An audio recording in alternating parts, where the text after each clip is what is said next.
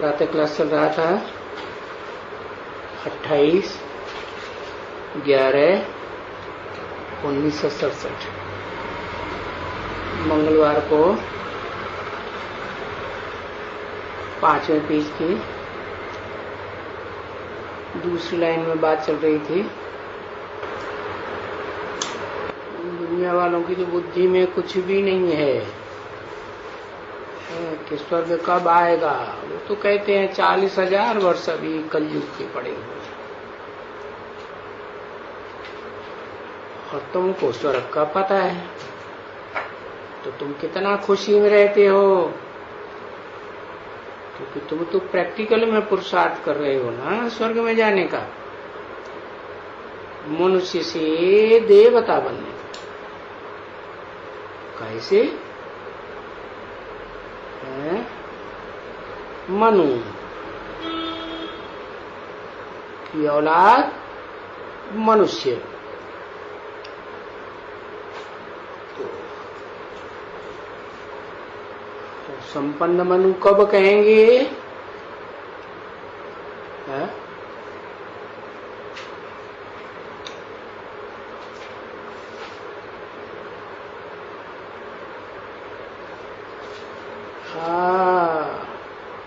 वो तो यहाँ की बात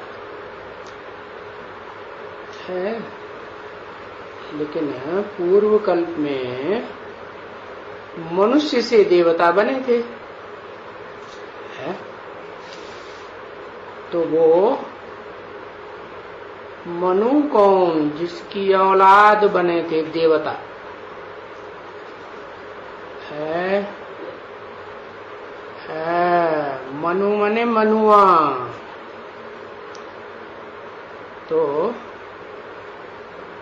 उस मन को जो बड़ा चंचल है, कैसे चंचल है? अर्जुन के रथ में दिखाते हैं ना, क्या दिखाते हैं?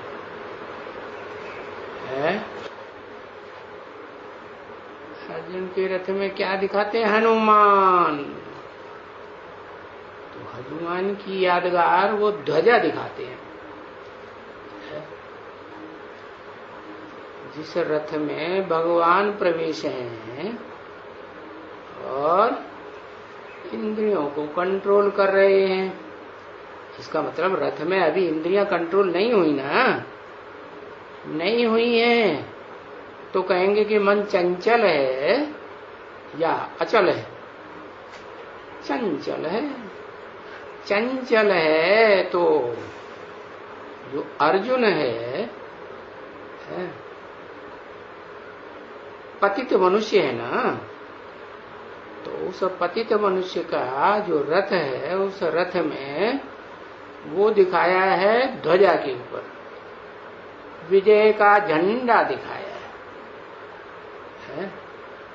विजय का झंडा जो दिखाया है उसमें कौन दिखाया? हनुमान। तो वो चंचल मन कौन है? जो मनु से सालिम बुद्धि बन गया है।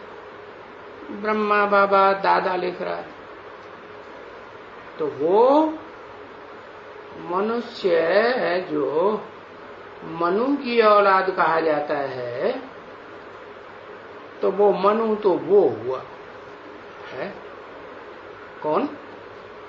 चंचल मन हनुमान। तो वो पहले मनुष्य से देवता बने, मनु से, जो मन चंचल है उससे देवता बने। अब ये तो समझा ना बच्ची कि ये कहानी बाप ने समझाई है कि जो भी ड्रामा बना हुआ है ये है ही भारत के ऊपर। किसके ऊपर है? मनु के ऊपर नहीं है। मनुआ जो मनु से मनुष्य बनता है और सारे मनुष्य उस मनुआ से ही जन्म लेते हैं। जो मनुष्य का बीज रूप, जो मनुष्य सृष्टि का बीज रूप बाप है, वो किससे जन्म लेता है? किससे पता चलता है उसको? है ब्रह्मा से पता चलता है। ब्रह्मा के मुख में शिव बाप प्रवेश करते हैं, है तभी तो पता चलता है कि ज्योति बिंदु आत्मा है। किसको पता चलता है? भारत को। क्यों नाम भारत दिया? क्योंकि भा माने रोशनी, ज्ञान की रोशनी कहो, पवित्रता की रोशनी कहो। ज्ञान से पवित्र तो दुनिया में कोई चीज नहीं है ना। तो वो ज्ञान से पवित्र जो पवित्रता की आभा है, रोशनी है। जैसे और धर्म पिताओं में भी रोशनी देखने में आती है ना, चेहरे में रूहानियत देखने में आती है ना। हाँ, तो बताया वो रूहानियत सबसे जास्ती किस समय देखने में आती है? नारायण में देखने में आती है। लेकिन कब? नारायण का कनेक्शन, नारायण तो पहले पतित नर है ना, तो उसमें वो रोशनी कैसे आती है, वो आभा कहां से आती है, रूहानियत कहां से आती है? जो रूहानियत को पवित्रता का भंडार कहा जाता है? कहां से आती है? ज्ञान से आती है। अच्छा, तो ज्ञान का विस्तार तो बहुत हो जाता है। बहुत विस्तार हो जाने से आ जाती है वो रूहानियत है। वो तब ही आती, शिव प्रवेश करता है। और शिव को प्रवेश किए हुए तो 80 साल हो गए है। तो वो रूहानियत आई क्या किसी में है? जो धर्म पिताओं के, वो तो अधूरे धर्म पिता हैं जो द्वापर युग से आते हैं, परंतु ये तो सत्य सनातन धर्म का प्रैक्टिकल में पार्ट बजाने वाला धर्म पिता है ना। निराकारी स्टेज आती है, तो वो निराकारी स्टेज जो आती है वो कब आती है? जो साकारी बनेंगे नहीं है? साकार माने देवहन और निराकार माने देवहन से परे, विदेही। तो वो कब आती है? काम की बात में ये होता है? वो तब ही आती है प्रैक्टिकल में। बताया ना कि तुम तो प्रैक्टिकल में पुरुषार्थ कर रहे हो। हाँ, लक्ष्मी से आती है, क्योंकि नारायण तो नर रूप में है, तो दुर्योधन दुशासन हुआ ना है? तो उसमें है या नहीं है? वो अरे वो रूहानियत जो प्योरिटी में होती है, क्या पवित्रता कन्या में होती है या कंडुआ में होती है? किस में होती है? कन्या में पवित्रता होती है। तो वो तो ऑलरेडी है ना। कौन सी कन्या में? कन्याओं में से भी कोई कन्या गाई हुई है। हाँ, जिसको कहते हैं वरों शंभु न तू रहो कुंवारी। ये किस समय का विरुद्ध है? ये विरुद्ध जो प्रतिज्ञा धारण की किस संगम, पुरुषोत्तम संगम युग की। तो पुरुषोत्तम संगम युग में वो पुरुषोत्तम और पुरुषोत्तमनी कब से प्रत्यक्ष होते हैं? है 76 से दोनों है, दोनों प्रत्यक्ष होते हैं। जिनमें वो आभा देखने में आए। आभा माने क्या? जो कन्याओं में जो पवित्रता होती है, वो पवित्रता की खुशी देखने में आए। तो ये है ही भारत के ऊपर। जब भारत शब्द कहा जाता है तो भक्ति मार्ग में जो यादगार है, तो किस भारत के लिए बोलते हैं जय? हाँ। भारत तो माता भी है और भारत तो पिता भी है। ऐसे तो थोड़ा ही है कि माता कोई विधवा है। विधवा है, विधवा तो नहीं है। तो भारत माता की जय बोलते हैं। क्यों बोलते हैं?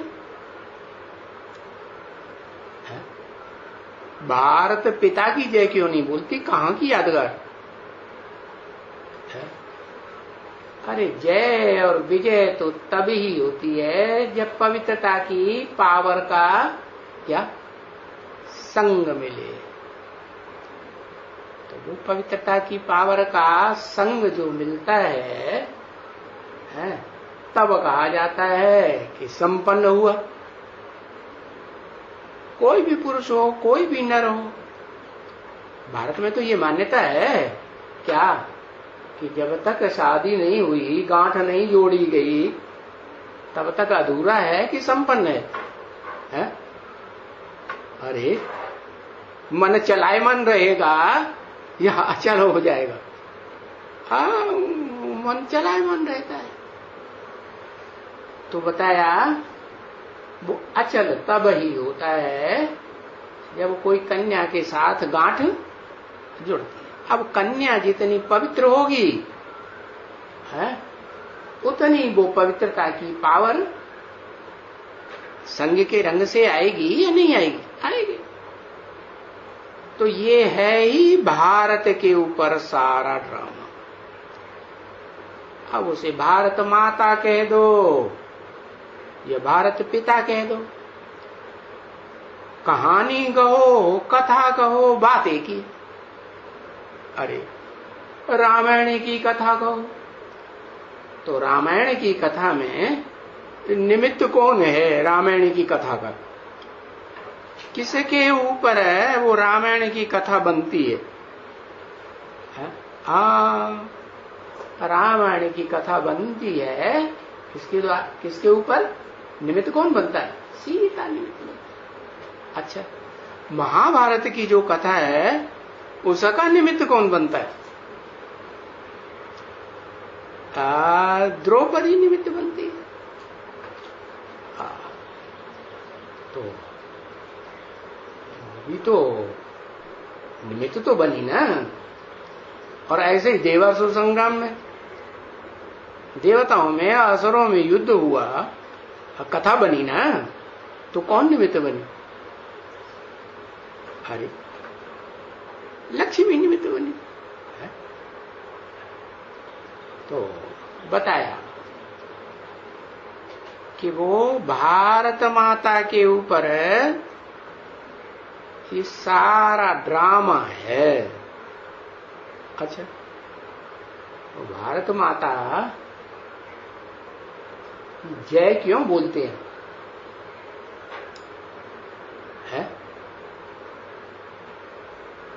अरे वो कैसे जय जीत पाती है? अरे जीत पाती है कि बंधन में रहती है?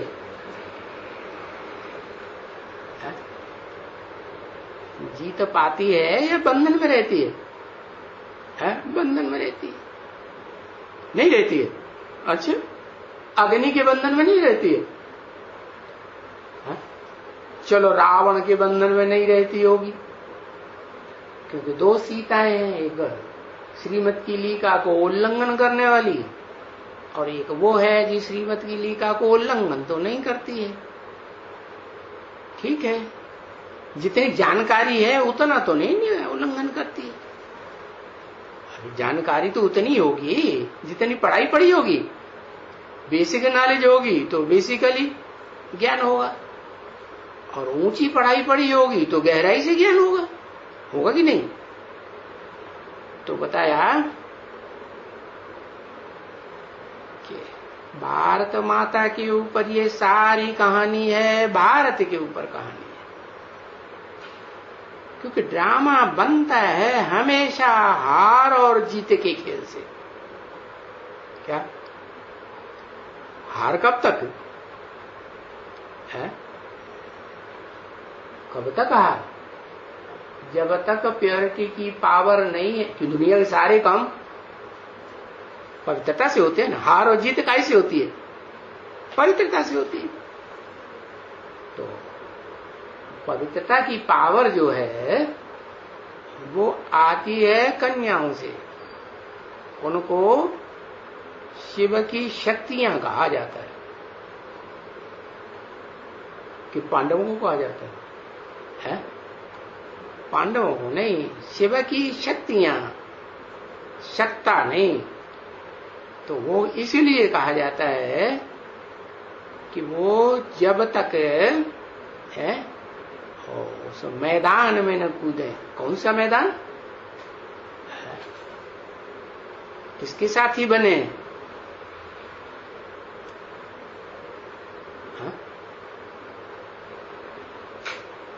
नहीं ज्ञान सदसम पवित्रम ही विद्यते। ज्ञान के समान इस संसार में पवित्र कुछ भी नहीं है। तो आभा तो है, पवित्रता तो है, लेकिन क्या वो ज्ञान भी गहराई से है जो एक से आता है?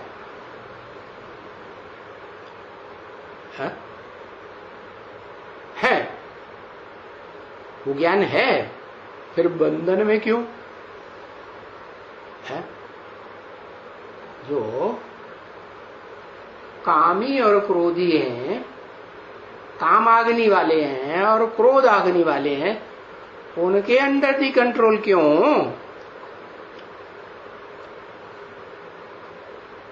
क्यों? क्योंकि ज्ञान, असली जो ज्ञान है वो ज्ञान नहीं है, ज्ञान की गहराई नहीं है। और वो ज्ञान की गहराई कब आती है? वो आती ही तब है कि कोई कहे दूर दूर रह करके ज्ञान हो जाए। क्या दूरबाज खुशबाज से ज्ञान हो जाए तो हो जाएगा? नहीं। पढ़ाई भी 3 प्रकार की बताई ना। अव्वल नंबर पढ़ाई है सन्मुख। अरे सन्मुख पढ़ाई अव्वल नंबर, और 2 नंबर सन्मुख नहीं तो टैप रिकॉर्डर टीवी से है। और 3rd क्लास कागज में पढ़ लिया, सुन लिया, सुनाई लिया, तो वो है 3rd क्लास। तो 1st क्लास जो पवित्रता आएगी वो कौन से ज्ञान से आएगी? है सन्मुख सुनेंगे तो वो पवित्रता की पावर आएगी, ज्ञान की आएगी। बाकी ऐसे नहीं कि वो ज्ञान पूरा धारण हो जाएगा प्रैक्टिकल जीवन में। धारण कब होता है? धारण तभी हो सकता है जब संग का रंग मिले। किसके? साकार में मिले या निराकार में मिले? साकार में मिले या निराकार में मिले? अरे पवित्र दुनिया बनेगी तो पवित्र दुनिया जो बनेगी वो निराकारी दुनिया को पवित्र दुनिया बनेगी या दुनिया साकार होगी? साकार होगी ना। विष्णु रूप कहा जाता है, वैष्णवी कहा जाता है, तो दिखाते तो साकार है ना। तो बताया ये हार और जीत तभी होती है जब वो पवित्रता की पावर और वो ज्ञान की पावर है, दोनों का मेल होता है। तो बताया तो जीत हो जाती है। तो बरोबर तुम समझाना कि बरोबर माया ते हारे हार। क्या माया से हार कब तक होती है? जब तक वो प्रैक्टिकल में संग का रंग है, पुरुषार्थी जीवन में नहीं मिला है। तो संग का रंग न मिलने के कारण, अरे हद तेरी की, न मिलने से क्या होता है? क्या होता है? हार होती है। और प्रैक्टिकल में संग का रंग मिले तो जीत होती है। तो बताया माया पर जीते जीत। माया कौन है? माया, वो पवित्र कन्या को माया कहेंगे हैं, या जो अपवित्र कन्या है नंबरवार, उनको माया भी कहेंगे। है अपवित्र कन्याओं को माया भी कहेंगे। तो बताया कि माया भी बड़ी बलवान है, शक्तिवान है या नहीं? वो भी बलवान है, क्योंकि उसके पास मायावी दुनिया में मायावियों का संगठन की पावर ज्यादा है या थोड़ी? ज्यादा है। तो जो माया का विस्तार है, वो विस्तार खलास होना चाहिए या नहीं खलास होना चाहिए? सार है पवित्रता, और निस्सार तो ढेर हो जाता है। जैसे भोजन खाते हैं तो उसमें से सार निकलता है क्या? भोजन इतना खाते हैं, उसमें से सार क्या निकलता है? खून सार निकलता है। अरे खून तो शरीर में ढेर सारा होता है, उसका भी कोई सार होता है कि नहीं? क्या? हाँ, रज और वीर्य है। हाँ, तो बताया रजो प्रधान से कनेक्ट है, और वीर्य सत्य से कनेक्ट है। सत्य है या उसमें कुछ असत्य है? सत्य है, एकदम सार है। तो बताया कि जब तक वो रजस रूप देह का रूप, क्योंकि देहभान कब से शुरू होता है? द्वैतवादी द्वापर युग से शुरू होता है ना। तो देह नहीं है तो आत्मा काम करती है क्या? कुछ न कुछ अंश मात्र देह का रहेगा ना। अरे शिव भी एक में प्रवेश करता है, तो जिसमें प्रवेश करता है उसमें वो प्रवेश करने वाला है परम पुरुष, है ना। और किस में आता है? प्रकृति में। प्रकृति को माता कहते हैं ना। तो प्रकृति के भी दो रूप हैं। क्या? एक है कर्म इंद्रियों का रूप, और एक है ज्ञान इंद्रियों का रूप।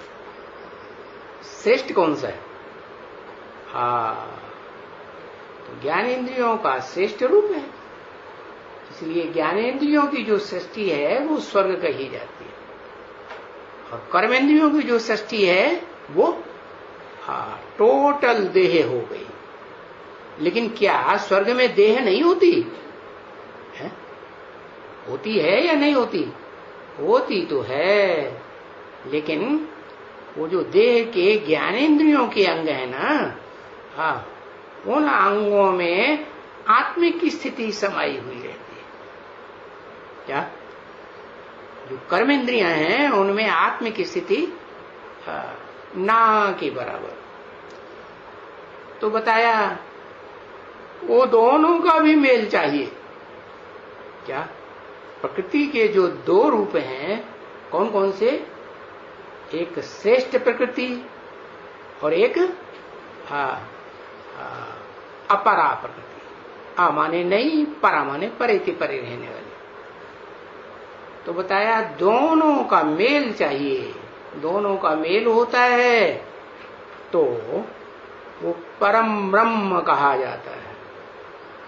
क्या? क्या? जो पृथ्वी का रूप है, जो विस्तार को पाती है, द्वापर युग से पाती है कि नहीं? तो क्या वो सतयुग में नहीं होती? होती है ना, लेकिन सार रूप में होती है ना, कि विस्तार रूप में होती है? सार रूप में होती है। लेकिन चाहिए तो ना थोड़ा तो।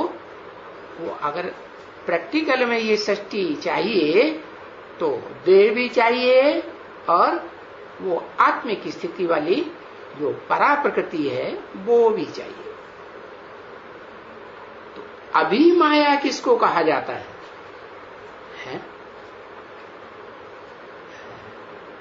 अभी माया उसको कहा जाता है जो पूरा पूरा कर्म इंद्रियों से कनेक्टेड है।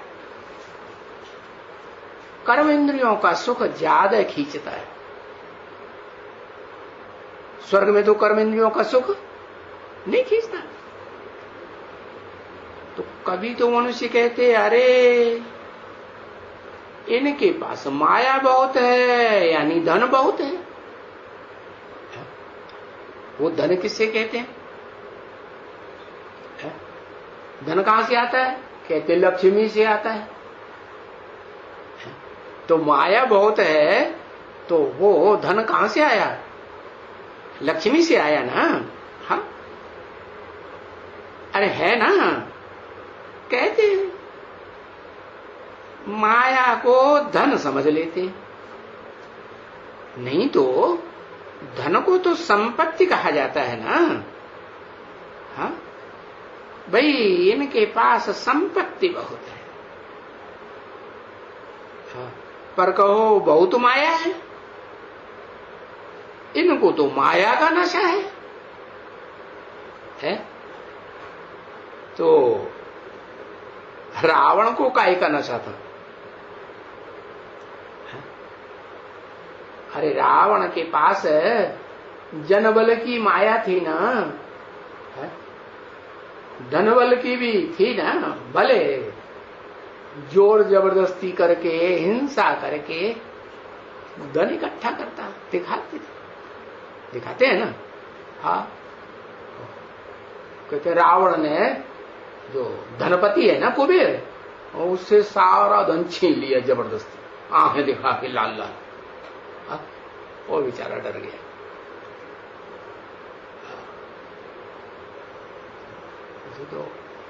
तो देव आत्मा है। देव आत्मा लड़ाई तो लड़ेगी नहीं? लड़ती। ओ तो चाहे जो कुछ भी होता है, चलो हम बाप को शिकायत करेंगे, इसने हमारा सारा धन हमारे अंडर में था वो सारा छीन लिए। तो देखो माया का नशा रावण को रहता है। भाई ये भी कोई बात है? कि धन का नशा? अरे वो धन जो आता है वो कर्मेंद्रियों से कमाई कमा के, जो कर्मेंद्रियां हिंसक बनती हैं उनसे आता है या अहिंसा से आता है? हाँ, हिंसक बनती है। 5 विकार रूपी माया है। काम, क्रोध, लोभ, मोह, अहंकार कब पैदा होते हैं? जिन इंद्रियों में ज्ञान भरा हुआ है उनसे पैदा होते हैं या कर्मेंद्रियों से पैदा होते हैं? देहभान है तो काम है, क्रोध है, लोभ है, मोह है, अहंकार, ये है माया। तो उस माया का नशा है, तो वो माया तो बेचारा जहन्नुम में है ना। क्या? जहन्नुम माने नरक। तो ये भी किसी को मालूम नहीं है कि वो नशा जो है 5 विकारों का, वो जहन्नुम का नशा है। उसमें जो नशा चढ़ता है वो संपत्ति का नशा है? ये शरीर प्रकृति का बना हुआ है क्या? चाहे ज्ञानेंद्रियां हैं और चाहे कर्म इंद्रियां हैं, दोनों ही प्रकृति का रूप है ना। हाँ, ज्ञानेंद्रियों को श्रेष्ठ इंद्रियां कहेंगे और कर्मेंद्रियों को भ्रष्ट इंद्रियां कहेंगे, देह का भ्रष्ट रूप। तो ऐसे ही ये जो पूरा ज्ञान इंद्रियां और कर्म इंद्रियों का जो समुच्चय है उसको कहा जाता है प्रकृति। कैसी कृति? कृति माने रचना, प्रकृष्ट रचना। हाँ। तो जो प्रकृति का बना हुआ शरीर है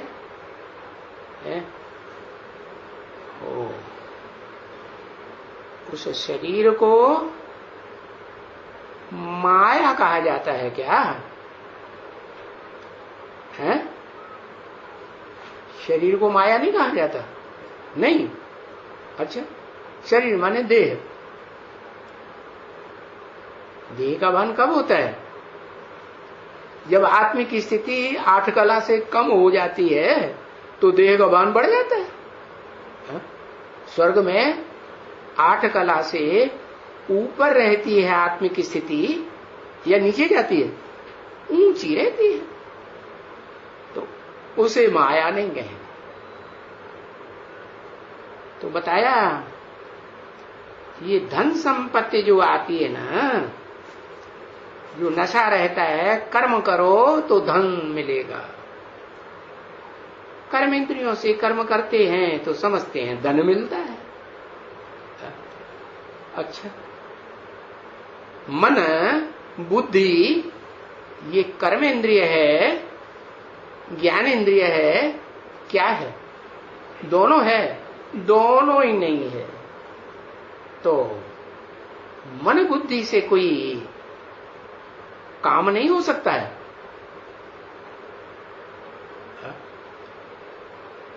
कर्म इंद्रियों से ही, ज्ञान इंद्रियों से ही कुछ होता है क्या? मन बुद्धि से कुछ नहीं होता। अरे, अगर मन बुद्धि से नहीं होता तो शिव बाप मन और बुद्धि दोनों को इकट्ठा क्यों कर देती है? मन माने मन हुआ, ज्ञान चंद्रमा ब्रह्म, और बुद्धि माने तीसरा नेत्र जिसमें प्रवेश करते हैं। कौन? बुद्धिमानों की बुद्धि। तो उसको भी बुद्धि मिलती है कि नहीं? संग के रंग से मिलती है। तो वो बुद्धि, बुद्धिमानों की बुद्धि से मिला हुआ जो त्रिनेत्री है, पैदा हुआ ना उससे, तो वो त्रिनेत्री बुद्धि रूप जो कहा है गीता में भी, क्या? इंद्रियों से प्रबल मन है और मन से प्रबल बुद्धि है और बुद्धि से भी प्रबल वो है। कौन? वो माने ऊपर की तरफ इशारा किया। जो ऊपर से आता है कि नीचे से आता है, या यहीं से पहले से ही था? नहीं। तो कह देते हैं कि सारा व्यापी है, वो तो झूठ बात है? वो जो ऊंचे से ऊंची शक्ति है, ऊंचे से ऊंचा भगवंत जिसे कहा जाता है, वो शक्ति तो ऊपर से आती है ना। हाँ, तो बताया ये मन और बुद्धि दोनों मिलते हैं, तब क्या होता है? तब नई दुनिया स्वर्ग तैयार होती है, श्रेष्ठ दुनिया। तो वहां क्या संपत्ति नहीं होती? होती तो है, लेकिन देह है या कर्म इंद्रियों की पैदाइश नहीं होती है। तो अब समझ में आया कि संपत्ति तो उसे कहा जाता है जिससे सुख और संपत्ति आती है। तो ऐसे सुख और संपत्ति तो स्वर्ग में भी होती है। बाकी ऐसे सुख के पिछाड़ी कोई माया थोड़ी ही कही जाती है, कि वो माया की दुम्ब लगी पड़ी है, माया का बंधन है। जैसे माता पिता होते हैं, उनके बच्चे होते हैं, तो बच्चे पैदा हुए तो दुम्ब लग गई ना। माता को तो वो दुम्ब पूरा ही बांध लेती है। बांधती है कि नहीं? बांधती है। थोड़ा बहुत तो बाप को भी बांधती है कि नहीं? बांधती है कि नहीं? बांधती है। बाप थोड़ा सख्त होता है, कंट्रोल में नहीं है, तो वो तो फिर उसमें बंधन में उसके रहता है। बाप है तो, और बाप नहीं है असली तो बात दूसरी है। तो बताया सुख के पिछाड़ी कोई माया थोड़ी ही कही जाती है। माने स्वर्ग में सुख है कि नहीं, तो उसके पिछाड़ी वो माया का दुम्ब लगा हुआ होता है क्या? कोई बंधन है वहां? बाल बच्चों का बंधन रहता है? नहीं रहता है, नहीं रहता है। बताया ये माया तो दुश्मन है, और बहुत भारी दुश्मन है?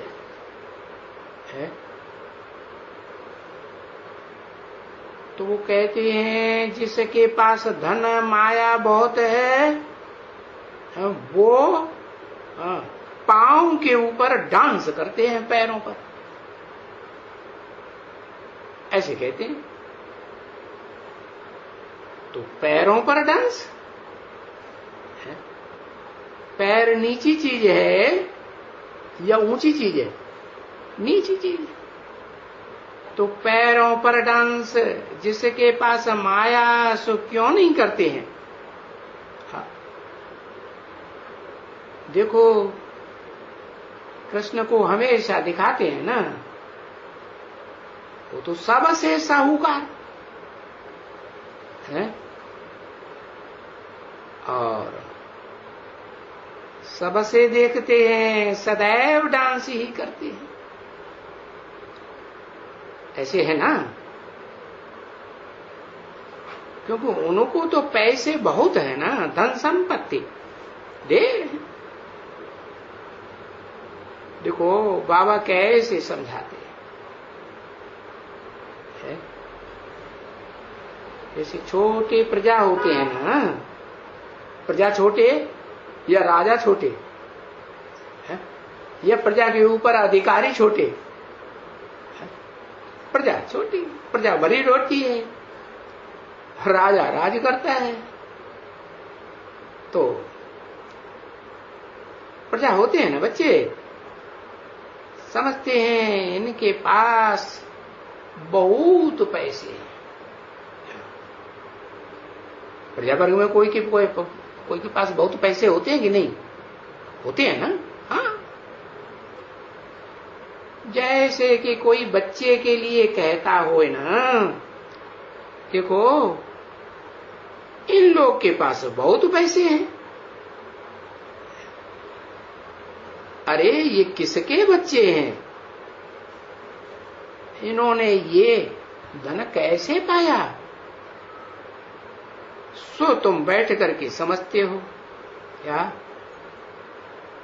कि तुम तो खुद ही बनते हो है? तुम ये लोग साहूकार जो धन वाले हैं, तुम बनते हो या नहीं बनते हो? अरे तुम सामने बैठने वाले जो बीज रूप आत्माएं हैं, उनके भी कोई बीज हैं दुनिया में है? चलो एक बीज है, फिर वो तो साकार बीज है, तो उस साकार का बीज कोई और है दुनिया में? वो तो नहीं है। तो तुम तो खुद ही बनते हो ना है? तुम ये लोग बनते हो, क्या लोग? साहूकार लोग बनते हो। तो तुम मनुष्यों से देवता बन जाते हो ना। मनुष्यों के पास तो क्या होता है, कोई मनुष्य गरीब होगा तो कोई मनुष्य साहूकार होगा, कि सब एक जैसे नहीं। तो तुम तो देवता बन जाते हो। देवताओं के पास कोई देवता ये कहेगा मेरे पास कमी है? हाँ, जितना जरूरत है उससे भी जास्ती भरपूर रहता है। तो मनुष्य से देवता बनते हो तो तुम्हें इन मनुष्यों से भी ऊंचे बनते हो ना। तो तुम लोग ये बनते हो, क्या बनते हो? ये लक्ष्मी नारायण जैसे जो विश्व के मालिक बनते हैं, तो बाप बेहद का बाप मालिक है ना, तो उनके वातावरण भी तो ऐसा ही होगा ना है? वातावरण माने मालिक है, तो उनके साथ जो वातावरण बनाने वाले होंगे, संघ में रहने वाले होंगे, संघ से संगठन से वातावरण बनता है कि एक से बनता है? संगठन से वातावरण बनता है ना। हाँ, तो उनके वातावरण भी तो ऐसा ही श्रेष्ठ होगा ना। श्रेष्ठ आत्माओं का संग होगा या नीचात्माओं का संग होगा? श्रेष्ठ आत्माओं का संग होगा। तो जैसे कि बच्चों को समझाते हैं, तो तुम समझते हो ना, ये आखानी है राम रावण की आखानी, कौरव पांडव की आखानी, ये आखानी समझाते हैं ना बच्चे। तो मनुष्य ऐसे नहीं कह सकते भाई लॉन्ग लॉन्ग एगो हम तुमको एक आखानी सुनाते हैं, क्योंकि वो लॉन्ग लॉन्ग एगो की बात जानते ही नहीं। कितना लॉन्ग एगो सो बताते हैं, और लाखों वर्ष उन्होंने सृष्टि को लगा दिया, तो लंग लंग का हिसाब ही पूरा नहीं बता सकते। तो ऐसे कहते हैं ना लंग लंग एगो। अभी लंग लंग एगो कोई इनको कहेंगे कि लाखों वर्ष एगो है? अरे लाखों वर्ष की कोई आखानी किसको याद आती है क्या? लंग लंग कहानी है, कथा है, तो वो याद रहती है तभी तो कोई कथा सुनाता है नहीं। तो वो लाखों वर्ष की बात नहीं है।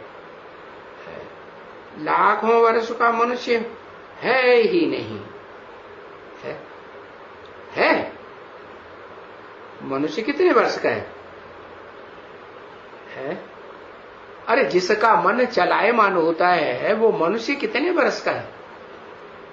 अरे ज्यादा से ज्यादा हाँ 5000 साल का। अच्छा, वो मनुष्य है 5000 साल का मनुष्य है जो मन के बंधन में रहता है।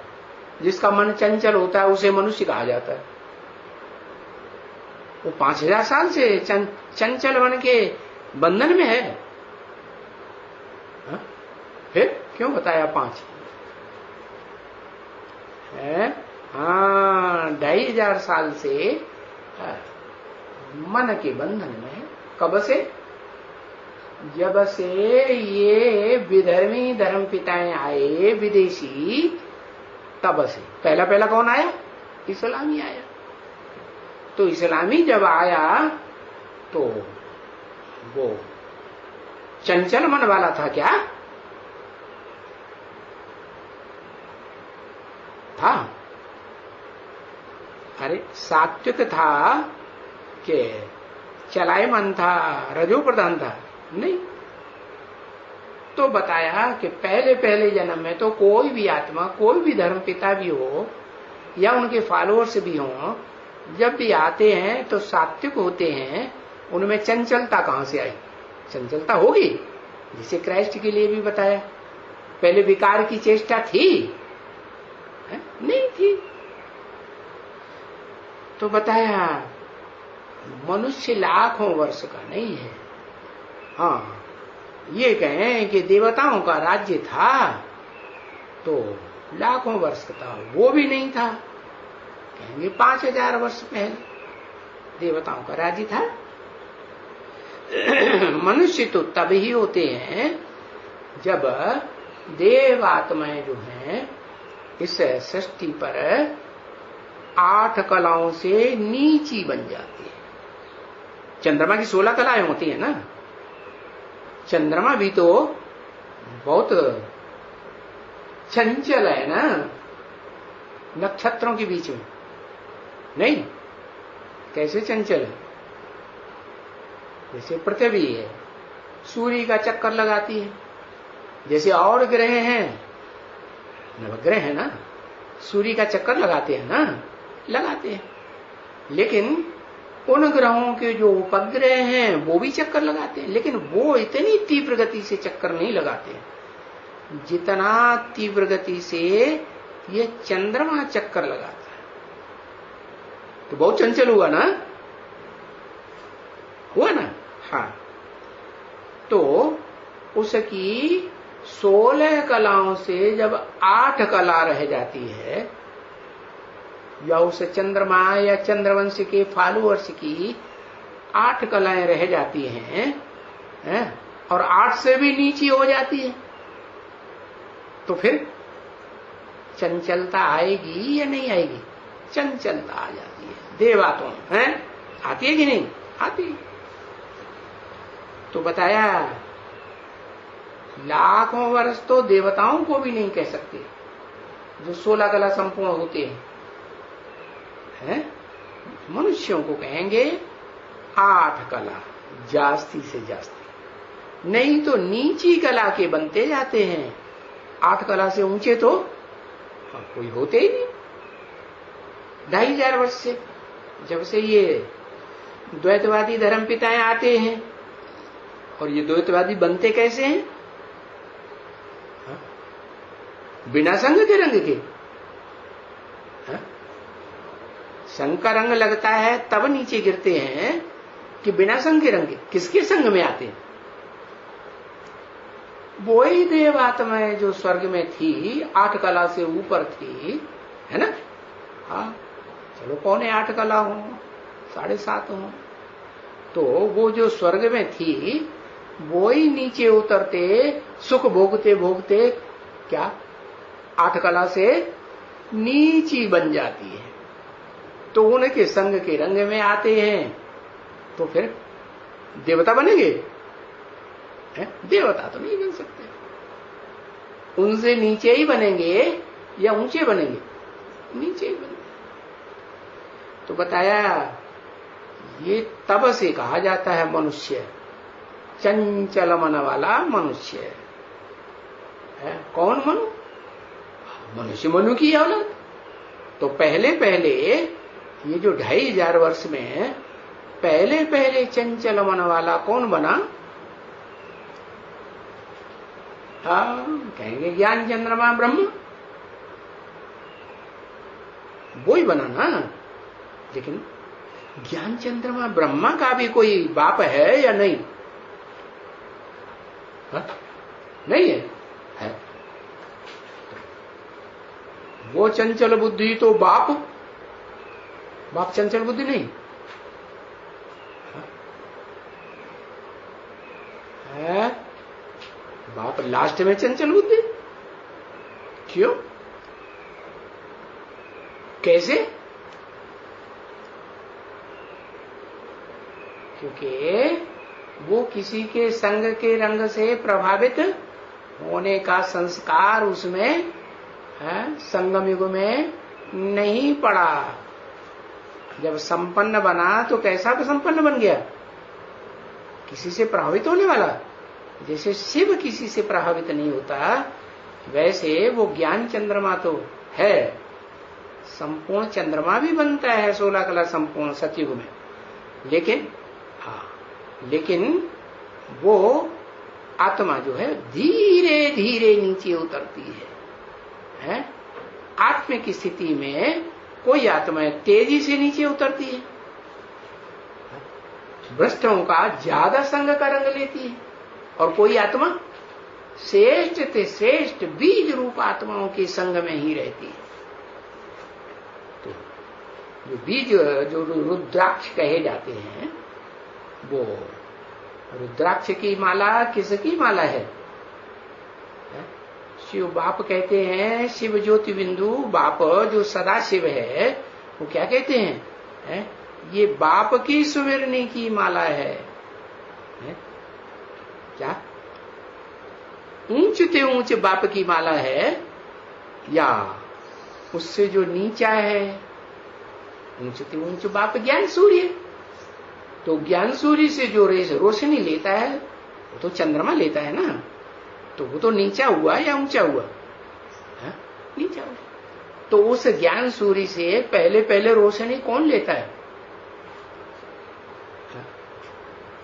अरे कोई लेता है कि नहीं लेता है? अरे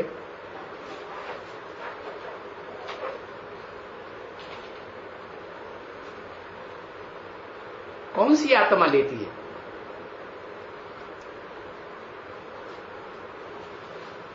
चंद्रमा। अब यहां तो 2 चंद्रमा हो गए, एक तो ज्ञान चंद्रमा दादा लेखराज ब्रह्मा जो साकार में है, और साकार मनुष्य सृष्टि के बाप से लेता है रोशनी, और वो चंद्रमा भी है, चंचल भी है। तो जो चंचल है उसका बाप कैसा होगा? चंचल ही हुआ ना, तो वो भी तो चंद्रमा हुआ ना। इसीलिए भक्ति मार्ग में यादगार है, कृष्णचंद्र भी कहते हैं तो रामचंद्र भी कहते हैं। दोनों चंद्रमा बनते हैं कि नहीं? और बाप ने तो बता ही दिया। क्या बाप जिस मुकर्रर रथधारी में प्रवेश करते हैं उसे बता ही दिया। क्या दुनिया की कोई ऐसी बात नहीं जो तेरे पर लागू न होती? माने तू चंद्रमा भी है क्या? औरों का मन जास्ती चंचल होता होगा और तेरा मन ये हो सकता है कि सबसे कम चंचल बने, धीरे धीरे चंचल बने।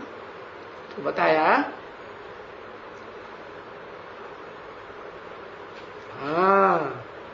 मां का पार्ट बजाता है परम ब्रह्म के रूप में। वो तो संगम युग की, पुरुषोत्तम संगम युग की बात है, वो नहीं बजाता। उसके अंदर शिव सुप्रीम सोल ही प्रवेश करके बजाता है परम ब्रह्म का पार्ट है, या वो खुद बजाता है सहन शक्ति का पार्ट है? वो ही बजाता है। तो उसी को कहा जाता है तुम एवं माता च पिता तुम्हें। वो बहुरूपिया है। कौन?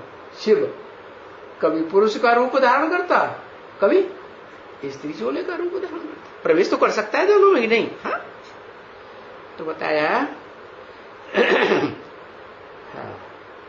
उस चंद्रमा को, जब चंद्रमा वो एवरलास्टिंग चंद्रमा, बीज रूप चंद्रमा, सब चंचल बुद्धि मन वालों का बाप, वो चंद्रमा जो बीज है, तो वो पुराने से पुराना है या बीच वाला या बाद वाला है? पुराने से पुराना है। तो वो मनुष्य नहीं बनता है, लेकिन जब बाप उसमें प्रवेश करते हैं तो आप समान बनाए देते हैं। आप समान माने सूर्य है तो क्या बनाता है? जैसे गीता में लिखा है, मैं आता हूं तो पहले पहले किसको ज्ञान देता हूं? जो संसार में सूर्य कहा जाता है उसको ज्ञान देता हूं। इसलिए राम की आत्मा को सूर्यवंशियों में सबसे जास्ती पावरफुल कहते हैं ना। बाबा भी बताते हैं क्या राम बाप को कहा जाता है कि कृष्ण को कहा जाता है? राम बाप को कहा जाता है। कैसा बाप? बेहद का बाप, जिसका कोई बाप नहीं। तो वो राम साकार या निराकार? साकार। और निराकार तो राम बनता तो है, लेकिन अपने आप बनता है कि कोई बनाने का रास्ता बताता है तब बनता है? अरे हाँ, कोई ना कोई बताता है। कैसे बताता है? वो कैसे सुनता है फिर वो रास्ता? अरे किसी साकार से नहीं सुनता, उसके साकार शरीर में मुकर्रर रथ में वो सुप्रीम सोल स्वयं ही प्रवेश करता है? और मन से मन की पूछ रहा है, मन का भेद छुपाए क्या? सारा मन का भेद खोल देता है क्या? मन माने चंद्रमा, मनुआ माने चंद्रमा।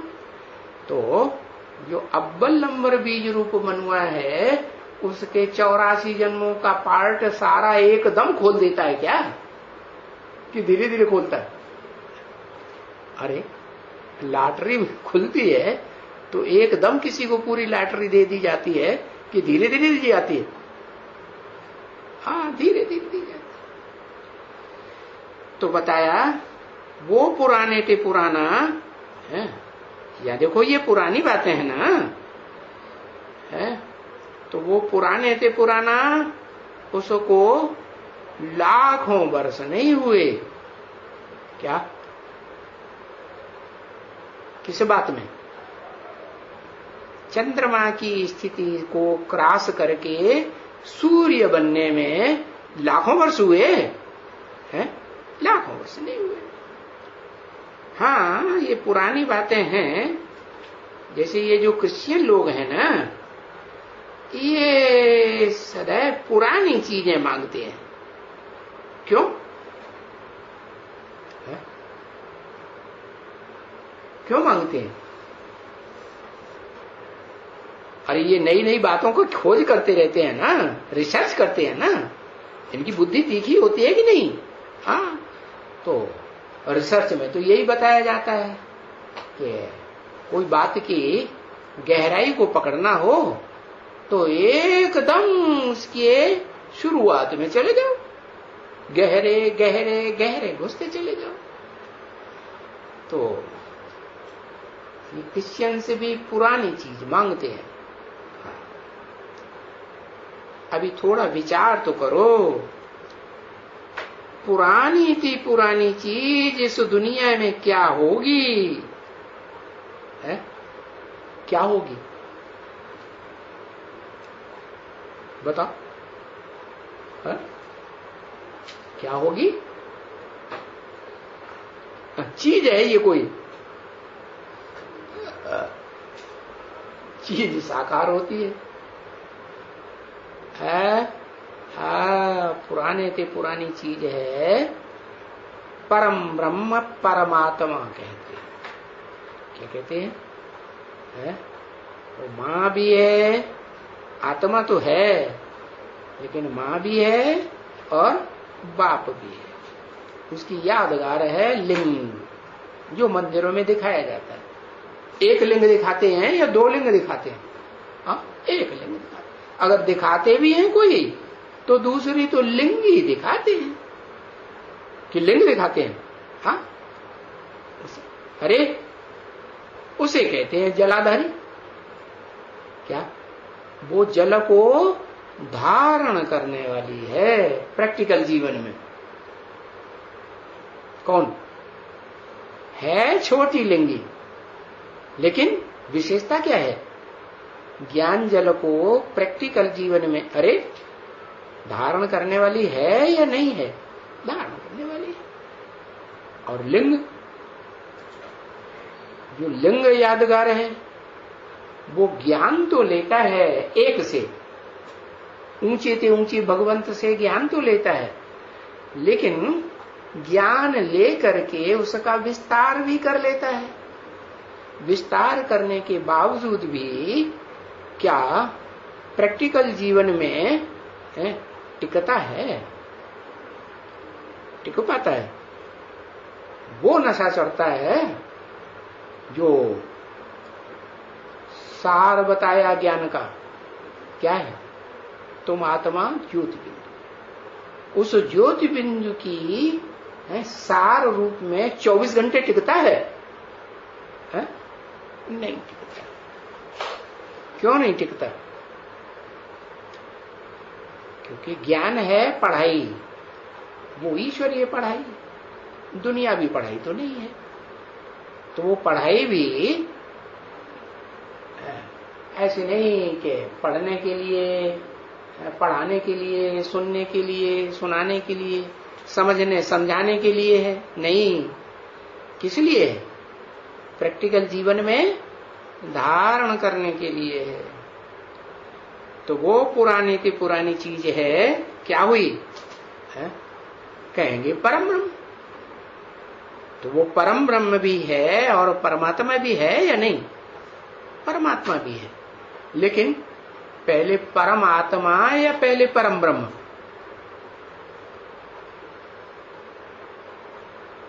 पहले परम आत्मा। आत्माओं के बीच में जो भी भोगी आत्माएं हैं, उनके बीच में परम पार्टधारी, हीरो पार्टधारी आत्मा। हीरा क्यों कहा? हीरे से हीरे के मानिंद बताया कि जैसे हीरे में चमक रहती है, धूल में भी डाल दो, रात में भी डाल दो, असली हीरा होगा तो एकदम अंधेरे कमरे में रख दो तो रोशनी मारेगा कि नहीं? मारेगा।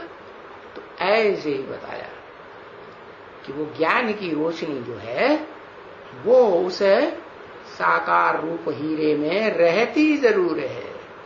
कब? जब ज्ञान सूर्य बाप, जो असली ज्ञान सूर्य है, सदा डिटैच रहने वाला, वो उस मुकर्रर रथ में प्रवेश करता है, तो उसमें वो ज्ञान का भंडार जो आता रहता है, वो ऐसे नहीं कि और दूसरी आत्माओं के अंदर आज आता है और कल पता नहीं कहां लौप हो जाते हैं, भाग जाते हैं, डटे रहते हैं। माया खा जाती है, हप कर लेती है, कंट्रोल कर लेती है या छोड़ देती है? माया किसी को छोड़ती है? किसी को नहीं छोड़ती। तो बताया वो है पुरानी ते पुरानी चीज। क्या है पुरानी ते पुरानी चीज? जो माता के रूप में भी पूजी जाती है और पिता के रूप में भी पूजी जाती है। ओम